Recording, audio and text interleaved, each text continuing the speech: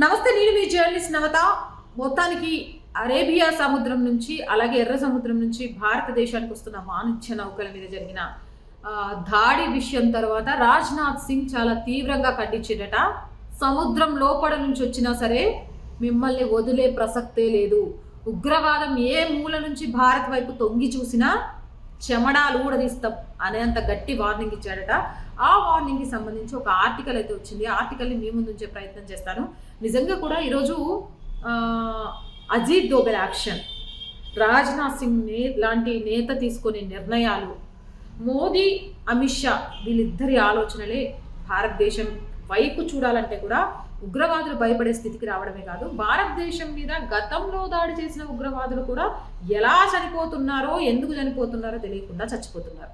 ఇదంతా కూడా శుభ పరిణామంగానే అనిపిస్తోంది. అయితే ఈ ఆర్టికల్కి సంబంధించి నేను చదువుతా చూడండి. సముద్రం అడుగున దాక్కున్నా వదిలిపెట్టం, వాణిజ్య నౌకలపై దాడి విషయంలో రాజ్నాథ్ వార్నింగ్ లాగా ఇచ్చారు. ఐఎన్ఎస్ ఇంఫాల్ ప్రారంభోత్సవంలో రక్షణ మంత్రి రాజ్నాథ్ హిందూ మహాసముద్రంలో సెక్యూరిటీ బాధ్యత ఇండియాది అని చెప్పారట. గతంలో ఏంటి అంటే ఒక కూటమి ఉండేది దీన్ని కాపాడడానికి, కానీ ఈసారి హిందూ మహాసముద్రానికి సంబంధించిన పూర్తి బాధ్యతను భారత్ తీసుకుందట.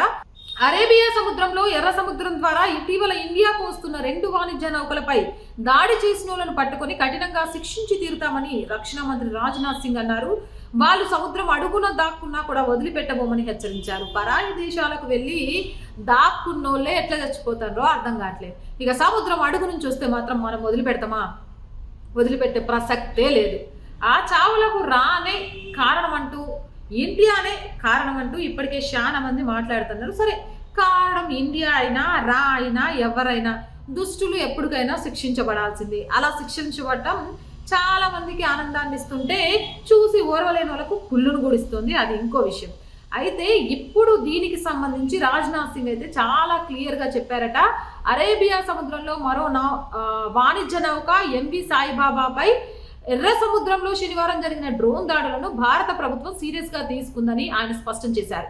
మంగళవారం ముంబైలో భారత స్వదేశీ అధునాతన యుద్ధ నౌక ఐఎన్ఎస్ ఇంఫాల్ ని ప్రారంభించిన అనంతరం రాజ్నాథ్ మాట్లాడారు. వాణిజ్య నౌకలపై దాడుల తర్వాత అరేబియన్ సీ హిందూ మహాసముద్రంలో గస్తీని పెంచామన్నారు. అరేబియన్ హిందూ మహాసముద్రాలలో సెక్యూరిటీ బాధ్యతను ఇండియా తీసుకుంటుందన్నారు. ప్రాంతీయంగా సముద్ర భద్రతకు భారత ప్రభుత్వం మిత్ర దేశాలతో కలిసి పనిచేస్తుందని తెలిపారు.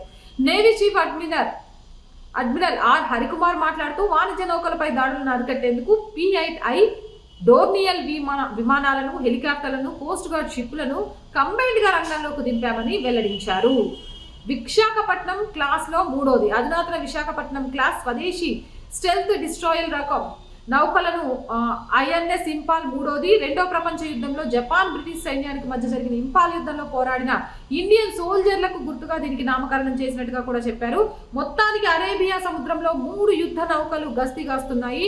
జరిగిన పరిణామాన్ని ఊరికే వదిలిపెట్టే ప్రసక్తే లేదు. వాళ్ళు ఎవరైనా సరే పట్టుకొని కఠినంగా శిక్షించేదే. ఇక మొత్తము బాధ్యత భారత్ తీసుకుంటుంది అని చెప్పారు. అంతేకాదు, నౌకలపై దాడుల నేపథ్యంలో అరేబియన్ సముద్రంలో 3 యుద్ధ నౌకలను మోహరించినట్టు ఇండియన్ నేవీ వెల్లడించింది. ఐఎన్ఎస్ మార్గావ్, ఐఎన్ఎస్ కొచ్చి, ఐఎన్ఎస్ కోల్కతా షిప్లతో పాటు P-8I నిఘా విమానంతో గస్తీ కాస్తున్నట్లు తెలిపింది. శనివారం అరేబియన్ సముద్రం గుండా ఇండియాకు వస్తున్న వాణిజ్య నౌక MV కేవ్ ప్లూటోపై గుజరాత్కు 400 కిలోమీటర్ల దూరంలో డ్రోన్ దాడి చేసింది. ఆ తర్వాత కొన్ని గంటలకు సౌదీ నుంచి ఇండియాకు వస్తున్న మరో నౌక ఎంవి సాయిబాబాపై ఎర్ర సముద్రంలోనూ యొమోన్కు చెందిన హౌతీ రెబెల్స్ డ్రోన్ అటాక్ చేశారు. ప్లూటో లైబీరియన్కు, సాయిబాబాగా వన్ దేశానికి చెందినవిగా కాగా ఈ 2 షిప్పుల్లోనూ స్టాప్గా ఇండియన్లే ఉండగా వారికి ఎలాంటి ప్రమాదం జరగలేదు. అంటే ఇండియా మీద పని కట్టుకొని అవకాశం కోసం ఎంత ఎదురు చూస్తున్నారు అనేది చాలా క్లియర్గా అర్థమవుతుంది.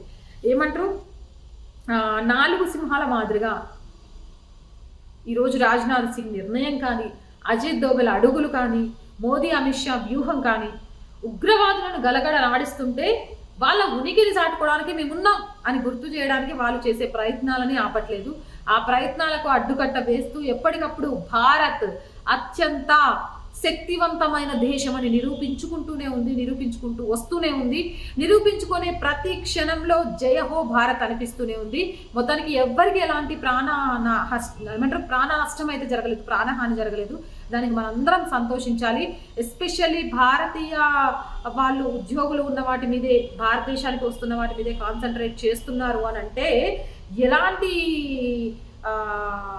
దుస్థితిలో వాళ్ళు ఉన్నారు, ఎలాంటి చేష్టలకు ముందుకు అడుగులు వేస్తున్నారు అనేది చాలా క్లియర్గా అర్థమవుతుంది.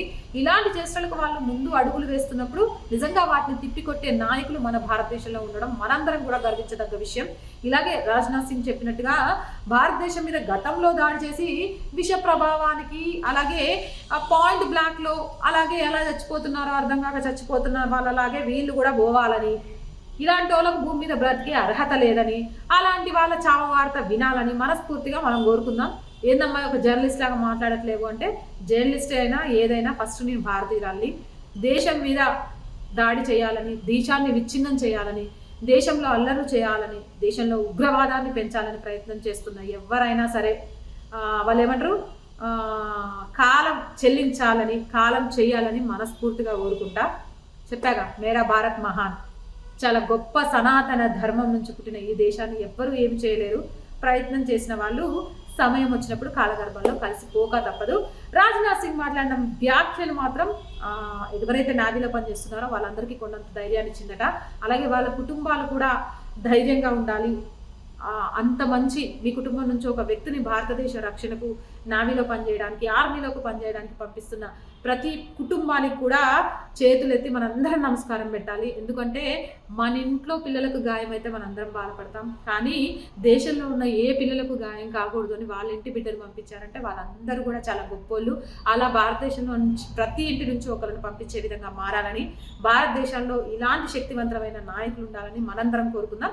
ఇలాంటి మోర్ వీడియోస్ కోసం జర్నలిస్ట్ నవత ఛానల్ వెంటనే సబ్స్క్రైబ్ చేయండి. ఈ వీడియో నచ్చింది లైక్ చేయండి, షేర్ చేయండి.